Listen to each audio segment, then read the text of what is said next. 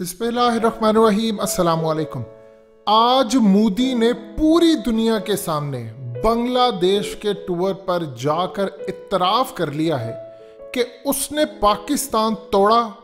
और आपको मोदी की स्पीच सुनवाने जा रहे हैं। आज तक आपने शायद ही कभी मोदी की स्पीच ऐसी सुनी हो जिसके अंदर वो इतना गरजा, इतनी गरज के साथ उसकी आवाज़ आ रही थी कि वो असल में दिखाना ये चाह रहा था और बांग्लादेश को बताना चाह रहा था कि आज अगर तुम आज़ाद हो तो वो हमारी वजह से।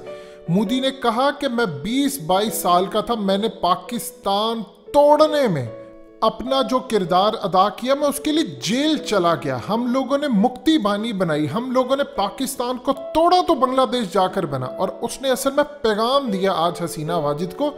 मजीद डिस्कस करने से पहले इस वीडियो को लाइक करें, हकीकत टीवी को सब्सक्राइब करें और बेल आइकन पर जरूर क्लिक करें। कि तुम पाकिस्तान की गोद में जा रही हो चाइना के कहने पर, तुम लोग भूलो ना हमने बांग्लादेश बनाया है। एक एक शख्स का नाम लेकर उसने पाकिस्तान की फौज को भी आज ललकारा।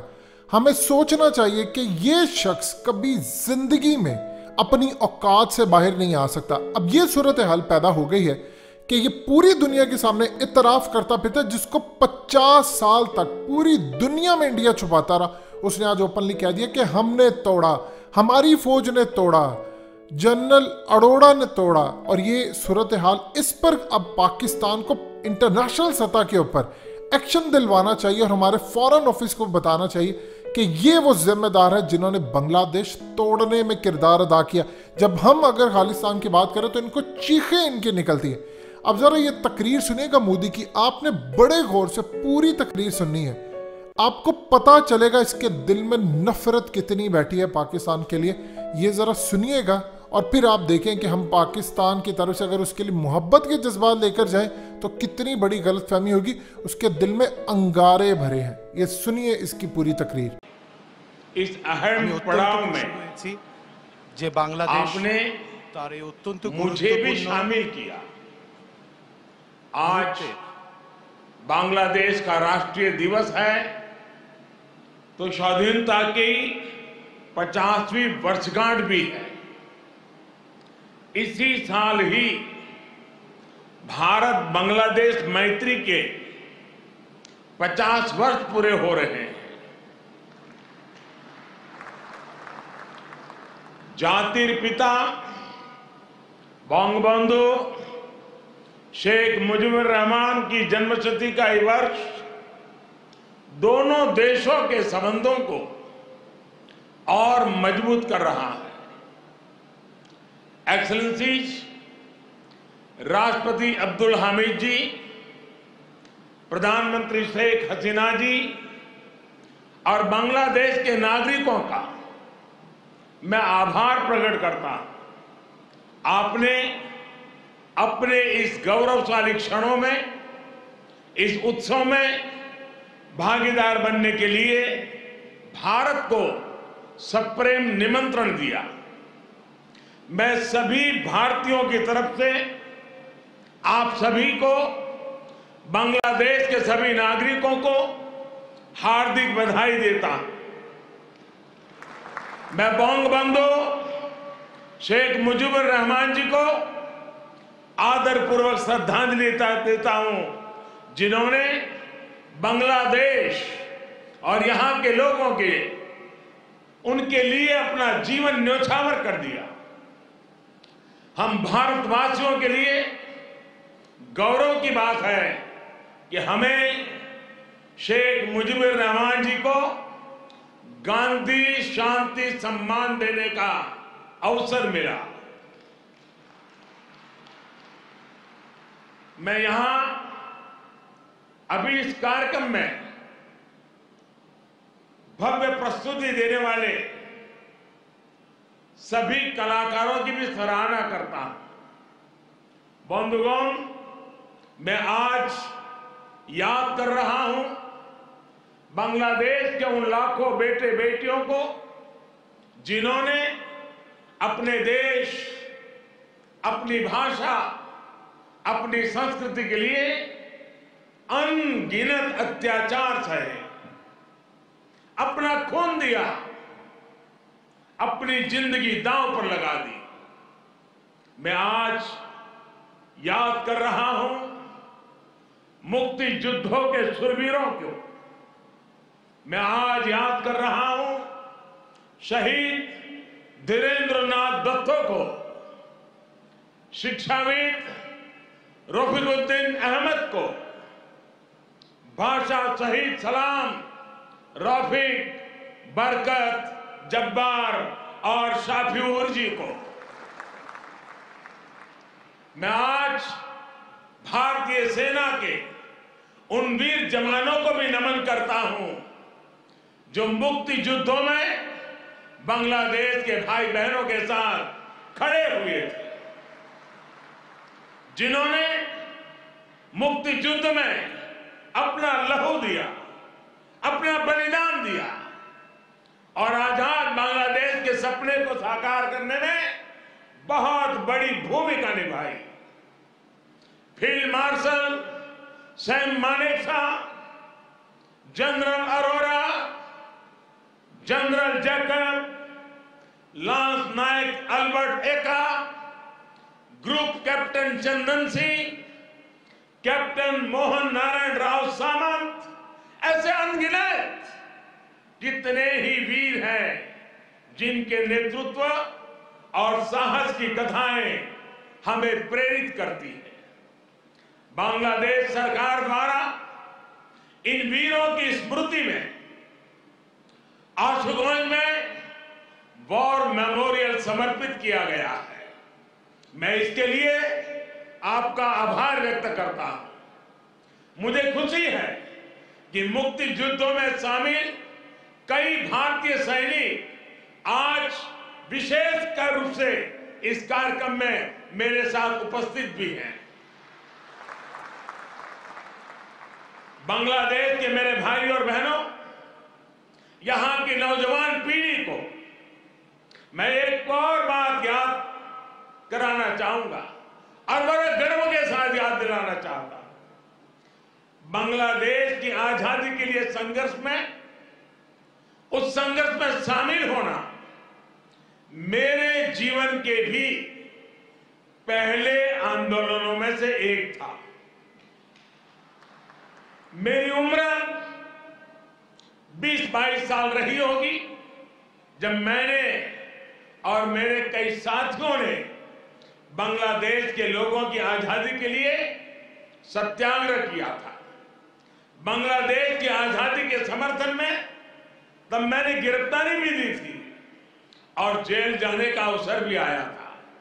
यानी बांग्लादेश की आजादी के लिए जितनी तड़प इधर थी उतनी ही तड़प उधर भी थी। यहां पाकिस्तान की सेना ने जो जघन्य अपराध और अत्याचार किए, वो तस्वीरें विचलित करती थी। कई दिन तक सोने नहीं देती थी। गोविंद हल्दर जी ने कहा था, एक সাগর রক্তের বিনিময়ে বাংলার স্বাধীনতা আনলে যারা, আমরা তোমাদের ভুলবো না, আমরা তোমাদের ভুলবো না। यानी जिन्होंने अपने रक्त के सागर से बांग्लादेश को आजादी दिलाई, हम उन्हें भूलेंगे नहीं, हम उन्हें भूलेंगे नहीं। बंधुगण, एक निरंकुश सरकार अपने ही नागरिकों का जनसंहार कर रही थी। उनकी भाषा, उनकी आवाज, उनकी पहचान को कुचल रही थी। ऑपरेशन सर्चलाइट की उस क्रूरता को, दमन और अत्याचार के बारे में विश्व में उतनी चर्चा नहीं की है जितनी उसकी चर्चा होनी चाहिए थी। बंधुगण, इन सब के बीच यहां के लोगों और हम तमाम भारतीयों के लिए आशा की किरण थे बंगबंधु शेख मुजीबुर रहमान। बंगबंधु के हौसले ने, उनके नेतृत्व ने यह तय कर दिया था कि कोई भी ताकत बांग्लादेश को गुलाम नहीं रख सकती। बंगबंधु ने ऐलान किया था, एबारेर संग्राम आमादेर मुक्तिर संग्राम। एबारेर संग्राम स्वाधीनतार संग्राम। इस बार संग्राम मुक्ति के लिए है, इस बार संग्राम आजादी के लिए है। उनके नेतृत्व में यहां के सामान्य मानवी, पुरुष हो या स्त्री हो, किसान, नौजवान, शिक्षक, कामगार, सब एक साथ आकर मुक्ति वाहिनी बन गए।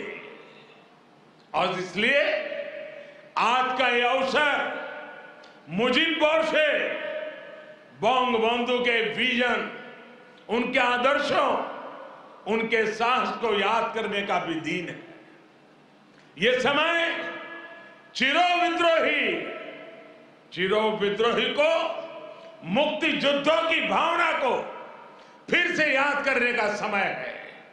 बंधुगण, बांग्लादेश के स्वाधीनता संग्राम को भारत के कोने कोने से, हर पार्टी से, समाज के हर वर्ग से समर्थन प्राप्त था। तत्कालीन प्रधानमंत्री श्रीमती इंदिरा गांधी जी के प्रयास और उनकी महत्वपूर्ण भूमिका सर्वविदित है। उसी दौर में 6 दिसंबर 1971 को अटल बिहारी वाजपेयी जी ने कहा था, हम न केवल मुक्ति संग्राम में अपने जीवन की आहुति देने वालों के साथ लड़ रहे हैं, लेकिन हम इतिहास को एक नई दिशा देने का भी प्रयत्न कर रहे हैं। आज बांग्लादेश में अपनी आजादी के लिए लड़ने वालों और भारतीय जवानों का रक्त साथ साथ बह रहा है। यह रक्त ऐसे संबंधों का निर्माण करेगा जो किसी भी दबाव से टूटेंगे नहीं, जो किसी भी कूटनीति का शिकार नहीं बनेंगे। हमारे पूर्व राष्ट्रपति प्रणब मुखर्जी जी,